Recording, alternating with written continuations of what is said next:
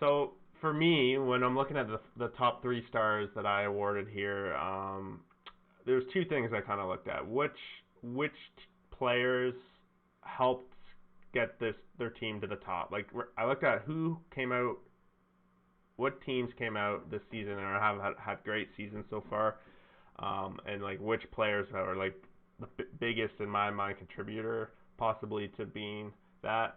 Like MVPs of the week, basically. Basically, yes. So for my third star of the week, I'll start with that. Goes to Tyler Toffoli, and it's because he put up 5 goals, 3 assists, and he single-handedly took down 2 wins when he was here in Vancouver, putting up basically all those goals. It allowed Montreal to sweep their 6-game road trip without a loss, which I think is amazing. So a regulation loss. Without a regulation loss, sure. Without a loss, picking up points, right. without picking up points in 6 of their games. So I'm giving it to him. He played out of his skull, and I think especially when Price's save percentage is under 900. Yeah, so I did not know that part of it. So that's who I gave my third star to. Fair enough. What about your second star? So my second star went to my homeboy from the Vegas Golden Knights, who came out to a 4-0 start. And I think they're 6-1-1, 5-1-1 now. I gave it to Mark Stone, who is 2 goals, 9 assists. Just basically, he is all over. Newly named captain this year of the team. Putting up 11 points. Just he's all over. He's part of the power play 5-on-5. He's great. Defensively, he's great. He's just a workhorse. I'm a little biased in this pick because I watch him so much, I'm sure. But I also, Vegas was at the top of the standings at this point, so that's kind of how I went with it. And number 1, I'm going to the Toronto Maple Leafs, who I think have had a great start to their season. Some people might not think so. A couple losses here, but I think their defense has really come along, and they're playing like a unit. I'm giving it to Mitch Marner as my number 1 star. I don't know. This seems wrong now that I'm looking at it, but 5 goals, 7 assists. Yeah. I think he has 2-game winners or 3-game winners too. Yeah, so that's who I give my number 1 star to this week. I honestly haven't watched a whole lot of Leafs. This is just based off. I think that as a team, they're like a 1 star. They're in the 3 stars, but then looking at this guy's stats for the start of the season, he's coming off some controversy with Babcock last year, signing that huge contract. Some people might say he not have performed up to that contract last year, but damn, is he performing up to it this second. The biggest change for me specifically on Marner is, and the biggest problem I had and why I had big questions for him this year, is last year he came out and said he wasn't engaged all the time, and that there was some games where he felt he could have been more engaged and cared a little bit more, which is huge red flags for me. Because like, if you're playing in the NHL and you're supposed to be winning and you're not really always engaged, like, I can totally get that if other things are going on in your personal life. Like sometimes you need, some of your buddies on your team to kind of drag you into battles on occasion. Yeah. That I get.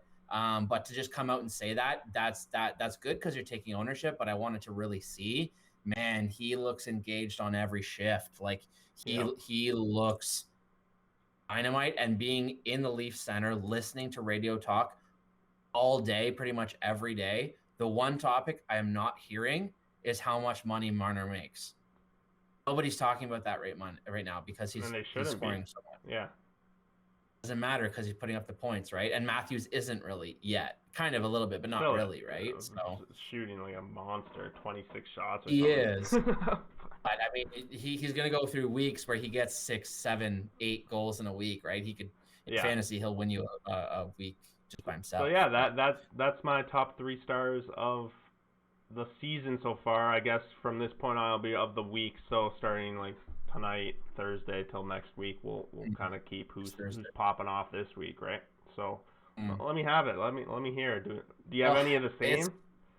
I don't actually, but I realized I have a trend, and I also switched two things as you were talking there, because when you started talking about Vegas, I was like, oh, I overlooked this guy, and then you went to talk about somebody else, and I was like, well, I forgot about him, I had a and now I debate. got So to like change. I didn't want to have two people from the same team. So like I'm like Okay, Vegas had a great start. There's two players that I thought about, maybe three that I could even give it to on that who team, are right? they?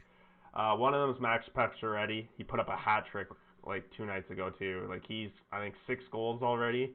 Another one is Theodore. Like he's leading the league in scoring goals for a defenseman. But that's just straight bias, so that's okay. So I still have somebody else on top of Maybe that, Fleury even, but like and I was gonna say I'll give you one guess for a trend on what I'll have in my 3 stars. goalies. Yes. I have three goalies. Oh my. Originally, I had the two-headed monster in Edmonton, and I know that's kind of cheating saying two bodies, but they were doing well. But I mean, maybe we can talk about Edmonton quickly before we end the podcast, but Yeah. I'm worried about them. But I took them out because when you were talking about Vegas, I was like, actually, you know what? I'm going to move my 3rd star to 2, take out the Twins from Edmonton, and add Fleury as my 3rd star. My 3rd star is Fleury because I believe he had he had one, not hat tricks, shutouts. He had one shutout, but he also let a goal in the last minute in another game, Yeah, last couple he's been minutes. huge for So them, yeah. he's been massive. I haven't watched a ton, but I've read some articles and heard that he's been playing some of his best hockey. Yep. And I mean, Leonard, just looking fantasy stats, his stats aren't very pretty. No. So I don't know how he actually looks, or if they've been unlucky or whatever. I can't really speak on that. The most recent But game in that they terms just of played that, against St. Louis, he got sniped a couple, like pretty much out yeah, of it his was 5-4, like. wasn't it? Yeah, in shootouts. But 4 of the goals, like 3 of them were just like he had no chance.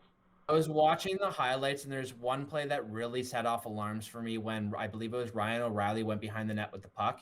It was a wraparound, but it wasn't quite a wraparound tight. It was kind of like a loose wraparound where he kind of just came out into the side slot a little bit, and he Mhm. threw it at the net blindly. But had he turned his head and looked, Leonard had a huge triangle open on the short side, and he's lucky because O'Reilly hit him in the chest. But there That was is there where was like the one 15 pucks space worth. weak goal went Yeah, short and side then there's been a a couple couple. ones I've seen Yeah. where it's like huge hole, and it's just like that can't happen. Like it can't happen, especially in that division where there's a lot of good shooters. That can't happen. So Mhm. I figure if they had put all their eggs in the basket of Leonard and brought in somebody as a backup and moved on from Fleury, I think Vegas could be having a completely different conversation right now based on, we can't stop goals. Not saying Leonard's bad, but I'm just saying his start of the season hasn't Yeah. been the greatest. So like we Totally. just could be talking about how they're scoring goals and they spent all this money on scoring goals, but now they can't defend and have similar conversations to like Yeah. what the Leafs I fans have. So I know where that's why one I of your picked Fleury. goalies is going. I'm interested where the third one is. Trying to think. Who do you think you have? Well, I know John Gibson's got to be one of them. Like he's been Absolutely, he's fucking my monster. boy. Yeah, exactly. Is He's he my number boy. 2 or is? It's number 2. All Yeah, right. he was the 3-star. I moved into 2 because I thought he was better than Fleury. Because quite honestly, without Gibson, Anaheim would be a mess. Yep. I'm pretty sure Gibson has the most saves in the Possible. NHL. It's either 1 or 2 behind Hellebuck. I can't. Or no, sorry, he's 1 or 2 behind Koskinen because Oilers are playing Koskinen. Koskinen every game. Yeah. I'm pretty sure it's Koskinen, and then Gibson, and then Hellebuck. I think that's how it goes. So I mean, he's got 2 shutouts, I believe, and I his believe goals so. Yeah. against is under 1, and his save percentage is like 960 something, which is insane. On a Actually, let me team get like the the Ducks. Yeah. on the Ducks, right? He's ranked 6 in our fantasy league, but he's played 1, 2, 3, 4, 5, 6 games. He's only has 3 wins. He has 30 saves in all but 1. And he's got a 2 shutouts below 900, but then 940, 1,000 save, 910, 970. Like without him, I think Anaheim's only scored like 5 or 6 goals, and they have 3 wins. Like they're looking for offense. I know that much, but like without him, they'd be a mess. That's very And I good think call. he's primed to have a really, really good year. Doesn't mean a lot for the Ducks. It could mean a lot for them if they choose to move on from him, which I would be hesitant to, just because of, 6.5 for like 5 more years. Like, why would you ever move off that? They won't. But if they're not ready, maybe you get a haul, because they would get a haul. Because all of a sudden, Gibson tears his knee, he's worth nothing. Right now, Yeah. he's a burden.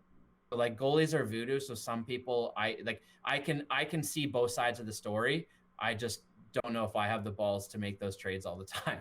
So I would keep him if I was in that position. But yeah, he was my number 2. And my number 1 star, Do. you know who he is? No. Let me just double check, because I'm pretty sure he has 3 shutouts. 3 shutouts. It was a waiver wire ad in our fantasy league. What? Varlamov? Yep. Okay, well, don't look at today's game then. I know he's losing. He's given up 5 goals. But before that, he had 2 shutouts. He'd only given up 4 goals, sorry. 2 of them which were power play goals. Fair enough. I mean, he only gave up two regulation 5-on-5 goals. So that's pretty good in 5 games for me. And I mean, that division's a bit of a mess. And I know they played Washington without OV. So like, there's some skew in there and whatnot, but goalie city coming from you. I didn't even really realize that, but yeah. I mean, I kind of did when I had 1 too, but once you mentioned Vegas, and I was like, oh yeah, Fleury, and I kicked out the other one, I didn't really realize I was going with all goalies. That was not by design. But by now, people should also know that I'm a bit of a goalie lover, so maybe you probably will. If a goalie deserves to be in the Stars, I probably will bring him there.